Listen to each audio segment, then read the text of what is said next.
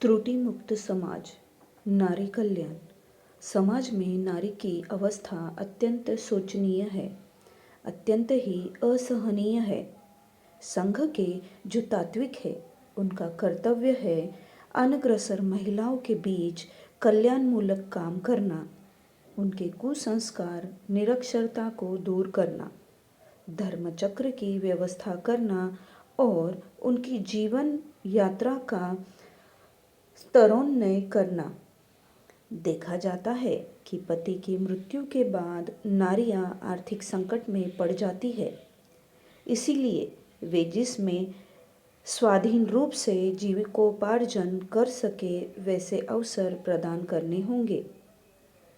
यौतुक यानी दहेज प्रथा के पीछे केवल कुसंस्कार ही नहीं है, आर्थिक कारण भी है। केवल भाषण देकर या कुसंस्कार दूर कर देने से ही इस जटिल समस्या का समाधान नहीं होगा, यदि आर्थिक कारण को दूर न किया जाए। पुत्री की अपेक्षा पुत्र का महत्व अधिक है, क्योंकि पुत्र को समाज में मूल्यवान संपद माना जाता है और पुत्री को समझा जाता है बोझ। यौतुक प्रथा की विलुप्ति केवल तभी होगी जब महिलाएं समाज में जीविकोपार्जन का स्वतंत्र अवसर प्राप्त करें। A general guide book for तत्व विकास। आनंद मार्ग की सामाजिक विधि मनुष्य में भेद को प्रश्रय नहीं देती। यहाँ स्त्री पुरुष दोनों को ही जीवन संग्राम में समान दायित्व ग्रहण करना पड़ता है। वैधव्य, प्रभृति, सामाजिक कुसंस्कार आदि को यहाँ कोई स्थान नहीं दिया जाता। राष्ट्रीय तथा सामाजिक नियम कानून के प्रति अनुगत्य को यहाँ ब्रह्म के प्रति अनुगत्य के पश्चात ही स्थान दिया जाता है।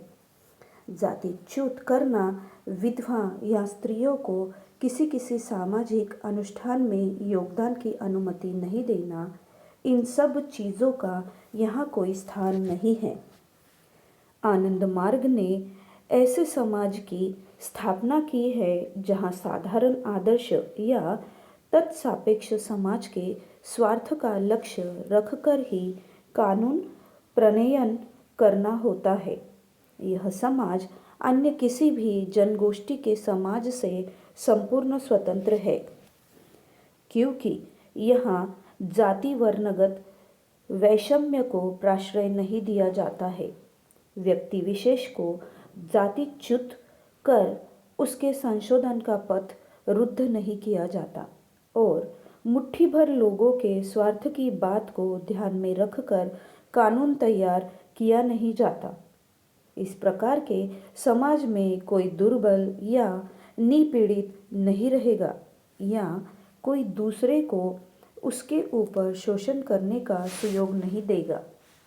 अनेक मनीषी और अनेक स्मार्तों ने ही इसके पहले इस प्रकार की समाज प्रतिष्ठा का स्वप्न दिखाया था या उस उद्देश्य के लिए प्रचार किया था, किंतु आनंद मार्ग ने जिस तरह से एक धारा में चतुर्वर्ण से गुणमंडित मनुष्य तैयार करने का महान व्रत ग्रहण किया है, ऐसा प्रयास और कभी भी किसी में देखा नहीं जाता।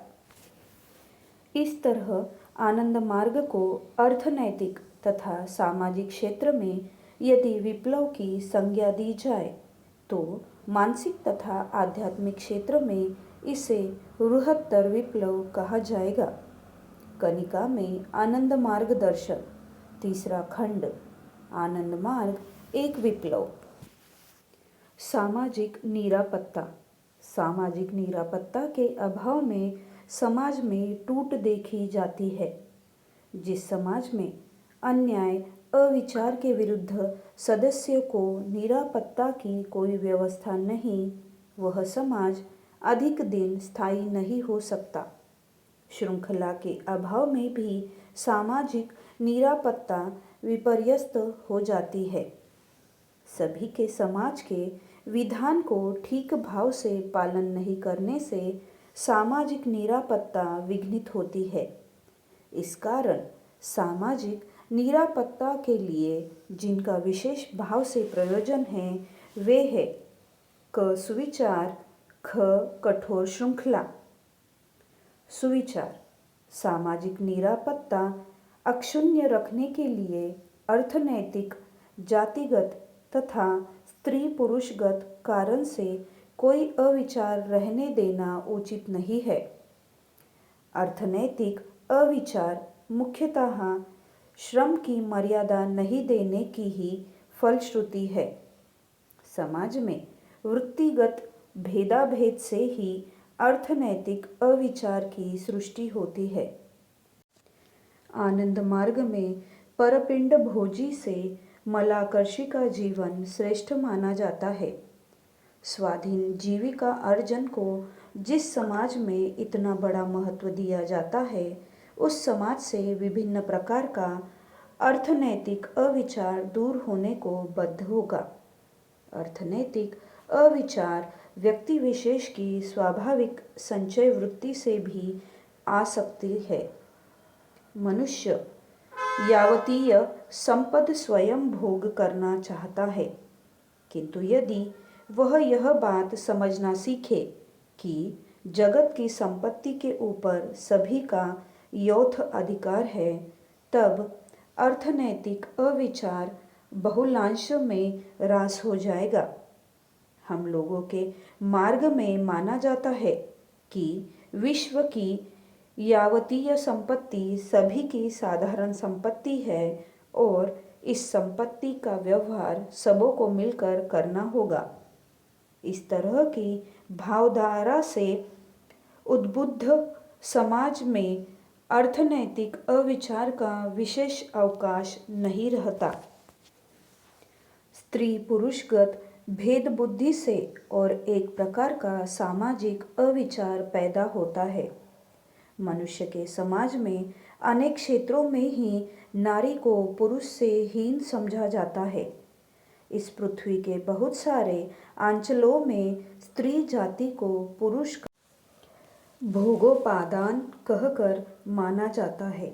विश्व के तथाकथित अनेक उन्नत देशों में स्त्रियों का साधारण निर्वाचन में वोटाधिकार नहीं है।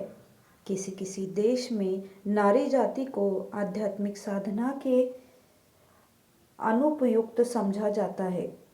हम लोगों के आनंद मार्ग में स्त्री पुरुष दोनों का ही समान अधिकार और दायित्व स्वीकृत है।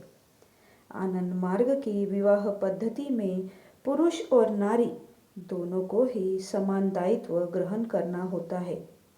यहाँ नारी जाति को आध्यात्मिक अनुशीलन में अनुपयुक्त माना नहीं जाता है। आनंद मार्ग में पुरुष या नारी को एक ही दृष्टि से देखा जाता है। यहाँ इसीलिए पुरुष को नारी की अपेक्षा श्रेष्ठ मानने का कोई प्रश्न ही नहीं उठता। तथाकथित एक विशेष जाति के लोग जो अन्यों की अपेक्षा अपने को श्रेष्ठ समझते हैं, वे प्रायः अन्यों के प्रति अविचार कर बैठते हैं।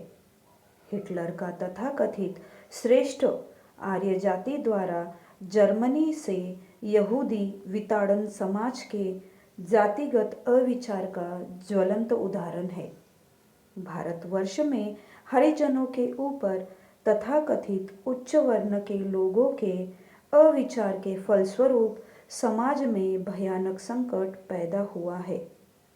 इसको सामाजिक अविचार को निर्मूल करने के लिए सर्वप्रथम जाति भेद का मूलोत्पाटन करना होगा। हम लोगों के आनंद मार्ग में प्रथम पर्याय में ही किसी भी मनुष्य को उसके जाति, वर्ण या संप्रदाय की बात भूल जानी पड़ती है। वह फिर अपने को अमुक जाति या अमुक संप्रदाय का है ऐसा कहकर परिचय नहीं देता। जाति भेद युक्त सामाजिक अनुष्ठान में जातिगत संस्कार का प्रभाव बहुत प्रबल रहता है।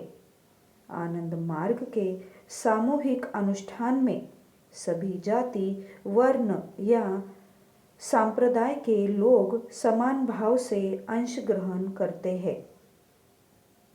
वर्तमान समाज में विवाहादि के क्षेत्र में जाति पाति, सांप्रदाय, जातीयता आदि के ऊपर अधिक गुरुत्व दिया जाता है, किंतु हम लोगों के मार्ग में इस तरह की संकीर्णता को प्रश्रय नहीं दिया जाता है। हम लोगों के मार्ग में जीवन के शुरू से ही मानवतावाद का बीज वपन किया जाता है और समग्र मानवता की एक वृहद परिवार के रूप में देखा जाता है। इस तरह के समाज में इसलिए अर्थ नीतिगत, स्त्री पुरुषगत भेदभावना, भित्तिक अविचार नाम का कुछ नहीं रहेगा।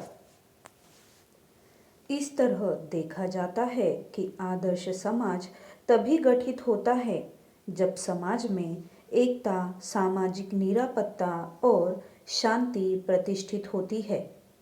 इस तरह से समाज निर्माण के उद्देश्य से ही आनंद मार्ग ने साधारण आदर्श के रूप में ब्रह्म को ग्रहण किया है। सामाजिक एकता लाने के लिए हम लोगों के मार्ग में जाति भेद हीन समाज व्यवस्था का प्रवर्तन किया गया है। चरम दंड को यहाँ निषिद्ध किया गया है। जाति, वर्ण, संप्रदाय निर्विशेष में यहाँ सभी सामाजिक अनुष्ठान में भाग लेते हैं। वृत्तिगत भेद, स्त्री पुरुषगत भेद व जातिगत भेद को केंद्र कर किसी सामाजिक अविचार को यहाँ प्रश्रय नहीं दिया जाता। इसके बाद समस्त प्रकार के सामाजिक, मानसिक और आध्यात्मिक कुसंस्कार वर्जित है।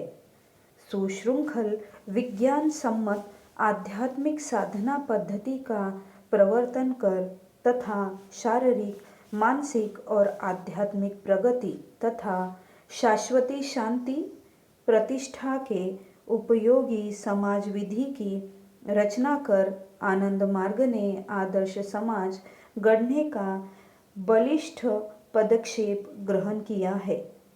सामाजिक मनस्तत्व कनिका में आनंद मार्ग दर्शन, तीसरा खंड। पंडिता बनिता लता अर्थात पंडित, नारी और लता किसी एक के सहारे बढ़ते हैं, ऐसी चीज़ हम नहीं चाहते। इसलिए हम पंडितों पर निर्भरशील नहीं हैं और वनिता अर्थात नारी, हमारा महिला वर्ग अपने पैरों पर खड़ा है, साधना में रत है और मैं आशा करता हूँ थोड़े ही दिनों में वे स्वयंभर हो जाएगी। बनिता अर्थात नारी के संबंध में यह जो कथनी है कि ये दूसरे के ऊपर निर्भर होकर खड़ी है, इस बात को वे झूठा साबित करेगी ही, ऐसा मेरा दृढ़ विश्वास है। आनंद वचनामृतम 9वां खंड, साफल्य लाभ का मूलभूत कारण। नारी मर्यादा की रक्षा हर अवस्था में पालन किए चलोगे। कभी भी यह न सोचोगे कि उन्नत नारी किस जाति की या धर्म की है। आनंद मार्ग चर्याचर्य, दूसरा खंड। सामाजिक आचरण के कतिपय निर्देश। मार्गी विवाह। 1. अभिभावकगण पुत्र तथा कन्या के विवाह के लिए देश और जाति का विचार नहीं करेंगे, किंतु वंश और पात्र पात्री के गुण अवगुण का विचार अवश्य करेंगे। 2. विवाह संबंध की बात पक्की करने के पहले पुत्र और कन्या का विचार जानकर ही करेंगे। 3. जहाँ अभिभावक गण विवाह की बात करेंगे वहाँ विशेष ध्यान देंगे कि पितृकुल में 3 पीढ़ी ऊपर और 3 पीढ़ी नीचे और मातृकुल में भी 3 पीढ़ी ऊपर और 3 पीढ़ी नीचे तक जिनका संबंध है उन लोगों से विवाह न हो। 4. विवाह के कम से कम एक दिन पहले भी औपचारिक रूप से बात पक्की कर लेंगे और वर कन्या दोनों में कोई असहमत तो नहीं है यह स्पष्ट रूप से जान लेंगे। 5. पुत्र कन्या यदि स्वयं ही विवाह ठीक करे तो वहाँ अभिभावक के लिए उचित है कि वे सहमति दे। अभिभावक यदि समझे कि यह विवाह हानिकारक है तो वे पुत्र कन्या को फिर इस विषय पर पुनर्विचार करने को कहेंगे। इस पर भी यदि वे विचार न बदले तो वहाँ अभिभावक विवाह की सहमति देंगे, किंतु उस विवाह का कोई उत्तरदायित्व उन पर न रहेगा। 6. विवाह न करने का उपयुक्त कारण न होने पर सभी कोई विवाह करेंगे।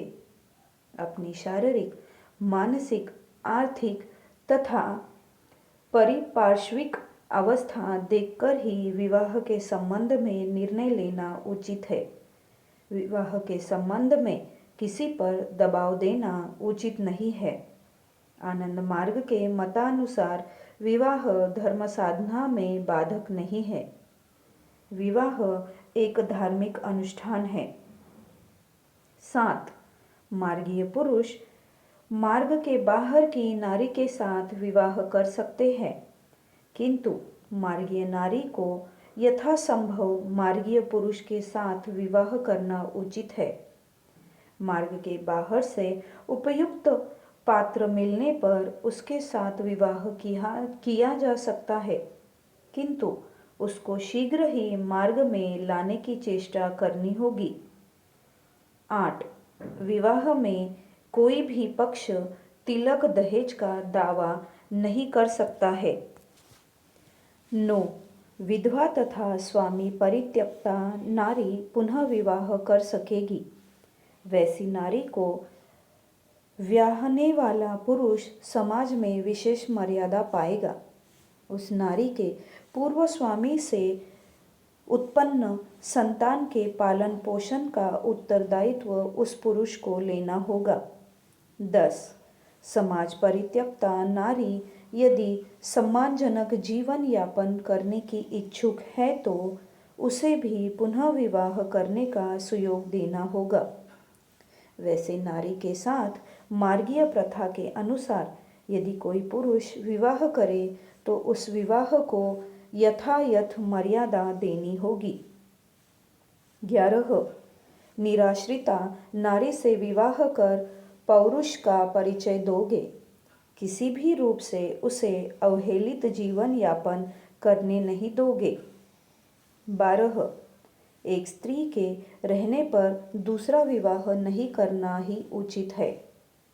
कभी कभी सामाजिक या पारिवारिक प्रयोजन से एक से अधिक विवाह स्वीकार किए जा सकते हैं।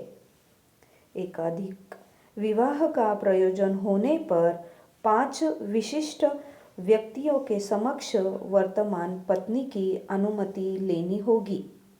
एक आचार्य होने से अच्छा है। पत्नी की अनुमति के बिना द्वितीय विवाह उचित नहीं है। यहाँ 5 व्यक्ति विशेष रूप से आवेदनकारी के वक्तव्य की सत्यता पर निर्णय करेंगे। 13. आनंद मार्ग में अवैध संतान मानकर किसी को नीच नहीं समझा जाएगा। ऐसी अवस्था में उस संतान के पिता माता को विधिपूर्वक विवाह करने के लिए बाध्य करना होगा तथा ऐसी अवस्था में आवश्यकता पड़ने पर एक पुरुष को एक से अधिक विवाह करना पड़ेगा। अवैध संतान की मर्यादा रक्षा के लिए पहली पत्नी की अनुमति का प्रयोजन नहीं होगा। 14. आनंद मार्ग के विवाह मंत्रादि जिस प्रकार है उसमें विवाह विच्छेद का प्रश्न नहीं उठता है, किंतु तब भी अत्यावश्यक क्षेत्र में दुश्चरित्रता दायित्वहीनता या निष्ठुरता का अभियोग होने से विवाह विच्छेद स्वीकृत हो सकता है। अभियोगकारी या अभियोगकारिणी अपना आवेदन मार्ग के 5 विशिष्ट व्यक्तियों के पास करेंगे। उन 5 व्यक्तियों में एक आचार्य का होना अच्छा है। वे लोग अभियोग की सत्यता के विषय में संदेह रहित होने पर आवेदनकारी या आवेदनकारिणी को पुनर्विवेचना के लिए 6 महीना का समय देंगे। यदि फिर भी आवेदन वापस नहीं हो तथा उस समय तक अभियोग का कारण भी अपरिवर्तित रहे तो विवाह विच्छेद स्वीकार करना होगा। इस विषय में संपत्ति के बंटवारे की पद्धति समयानुसार निर्धारित होगी। आनंद मार्ग चर्याचर्य प्रथम खंड। आदर्श दयाधिकार व्यवस्था। दयाधिकार व्यवस्था साधारणतया निम्नलिखित रूप से होनी चाहिए। 1. पिता माता की स्थावर तथा अस्थावर संपत्ति पुत्र और पुत्री समान अंश में पाएंगे। पुत्री उस स्थावर संपत्ति का आजीवन भोग करेगी, किंतु हस्तांतरण नहीं करेगी। उसकी मृत्यु के पश्चात वह संपत्ति उसके पितृकुल में वापस चली जाएगी। 2.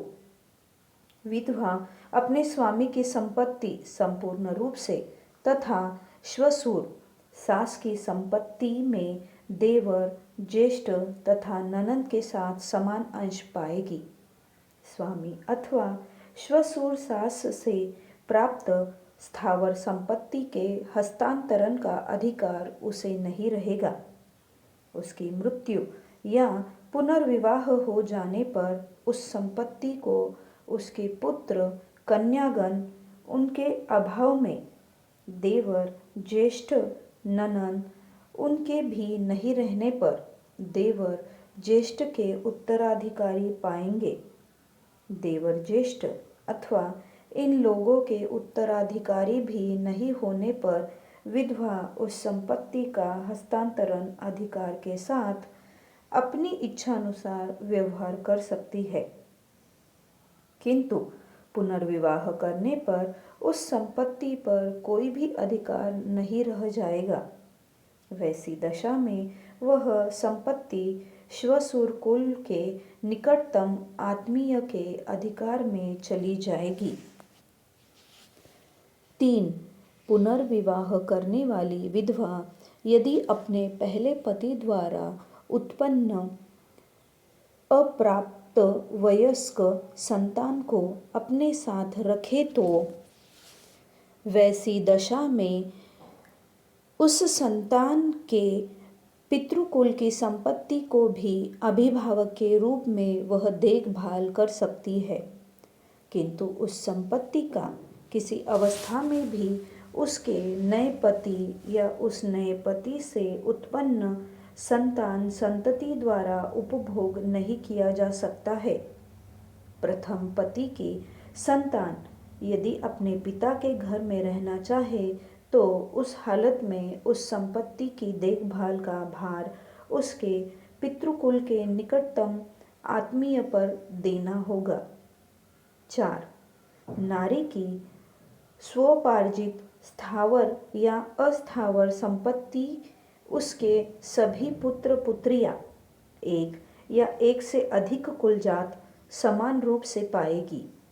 विवाह में प्राप्त उपहार, अलंकार या आनुषांगिक द्रव्य इत्यादि अथवा किसी भी रूप में दान स्वरूप प्राप्त स्थावर अथवा अस्थावर संपत्ति आदि स्वोपार्जित संपत्ति समझी जाएगी। 5. विवाह विच्छेद करने वाली नारी पूर्व पति की संपत्ति के अधिकार से वंचित रहेगी।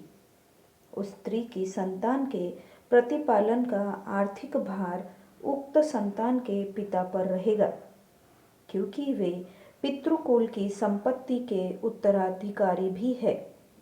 उक्त नारी जितने दिन चाहे पूर्व पति द्वारा उत्पन्न संतान को अपने साथ रख सकती है और उस समय भी उस संतान के प्रतिपालन का आर्थिक भार पूर्व पति पर रहेगा। उक्त नारी यदि पुनर्विवाह के बाद भी अपने पूर्व पति द्वारा उत्पन्न संतान को अपने साथ रखना चाहे तो वे वैसी हालत में उसमें संपत्ति देना न देना पूर्व पति की इच्छा पर निर्भर करता है। ऐसी अवस्था में संतान संतति जितने दिन उक्त नारी के साथ रहेगी उतने दिन उसके प्रतिपालन का आर्थिक भार उसके उक्त नारी के पूर्व पति पर नहीं रहेगा। 6. विल या दान पत्र छोड़कर साधारणतः एक कुल की संपत्ति दूसरे कुल में नहीं जाएगी, किंतु किसी नारी का भाई या भाई के उत्तराधिकारी न रहने पर उक्त नारी हस्तांतरण अधिकार सहित उस संपत्ति की अधिकारिणी बनेगी और उसकी मृत्यु के बाद उसके पुत्र पुत्रियां माता की स्वोपार्जित संपत्ति का न्यायतः अधिकार पाएगी। 7. अविवाहित व्यक्ति अथवा निसंतान दंपत्ति की संपत्ति उनके कुल के ही निकटतम आत्मीय के अधिकार में जाएगी। 8. आवश्यकतानुसार दयाधिकार व्यवस्था में काल के अनुसार परिवर्तन कर लोगे। नारी पुरुष का सामाजिक संपर्क। नारी और पुरुष सममर्यादा संपन्न मनुष्य है। नारी की शारीरिक शक्ति पुरुष से कम होने के कारण उसके सम्मान की रक्षा के लिए पुरुषों को सदा सचेष्ट रहना चाहिए। जन्मदात्री होने के नाते नारी यह दावा कर सकती है। उत्सवों, आध्यात्मिक सभाओं और अन्य स्थानों में महिलाओं की सुख सुविधाओं की तरफ विशेष ध्यान दोगे।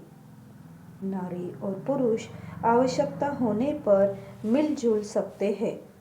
सभाओं और समितियों में एक साथ भाग ले सकते हैं और एक दूसरे के निकट बैठ भी सकते हैं, किंतु वे नारी पुरुष एक साथ निष्प्रयोजन मिलना जुलना और अनर्गल वार्तालाप नहीं करेंगे, क्योंकि इसका परिणाम अच्छा नहीं होता है।